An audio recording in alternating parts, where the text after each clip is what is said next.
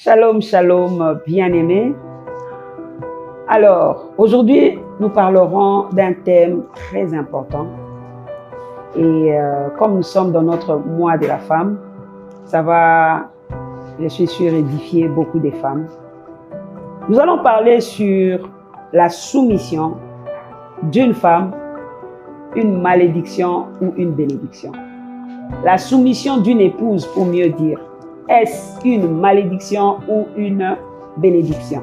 Je suis en train de recevoir ce jour-ci beaucoup de questions. Cette affaire de la soumission, c'est sérieux, mes bien-aimés. Est-ce une femme qui se soumet perd sa liberté ou son identité? Une épouse qui se soumet à son homme, est-ce qu'elle perd son identité ou sa liberté? Si un homme qui n'aime pas sa femme, est-ce que ces gens d'hommes méritent la soumission de sa femme? Donc, un homme qui n'aime pas sa femme, est-ce qu'il mérite la soumission de sa femme? Là, on me demande si on peut parler d'égalité dans un couple où la femme est soumise. La femme est soumise, et est-ce qu'on peut parler d'égalité dans ce genre de couple? Beaucoup de questions, mais il y a une qui me tient encore un peu plus à cœur, j'aimerais en parler. C'est pourquoi la femme a été créée.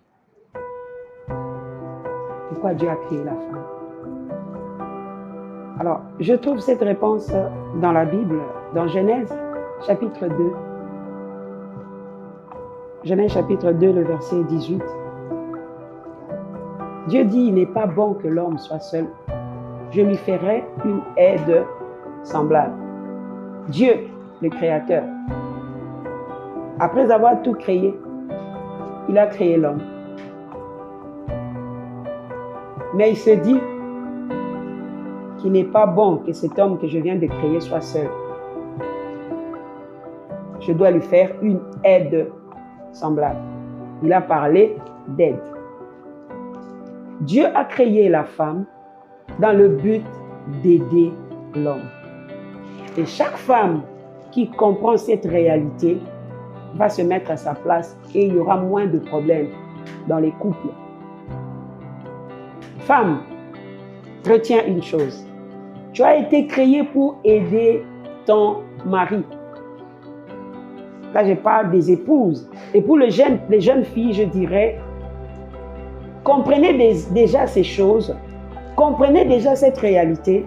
Comme ça, vous allez entrer dans le mariage avec cette pensée, avec cette vérité.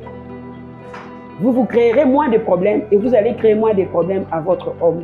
Et vous allez vivre heureuse dans le mariage. L'homme a commencé à nommer tous les animaux, mais en fin de compte, il ne trouva point d'aide semblable à lui. Il était insatisfait. Il avait un vide. Il a compris qu'il y a quelque chose qui ne va pas. Pourquoi parmi tous ces animaux, il n'y a pas quelqu'un qui est comme moi? Et Dieu a vu ce besoin. Et Dieu a créé la femme pour venir combler ce vide qu'il y avait dans l'homme. Alors, quand chaque femme comprend qu'elle est là pour aider, elle ne va pas venir chercher à diriger, à prendre le dessus sur l'homme, à commander l'homme, à vouloir seulement que l'homme fasse ce qu'elle veut. Parce que quand il y a deux visions, c'est déjà la division. Quand la femme cherche à donner des orientations, à s'imposer, ça fait un désordre dans le couple. Et c'est là que les problèmes commencent et ça peut engendrer les divorces.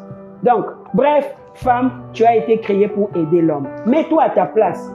Tu vas te créer moins de problèmes et tu vas vivre heureuse dans ton mariage. Merci.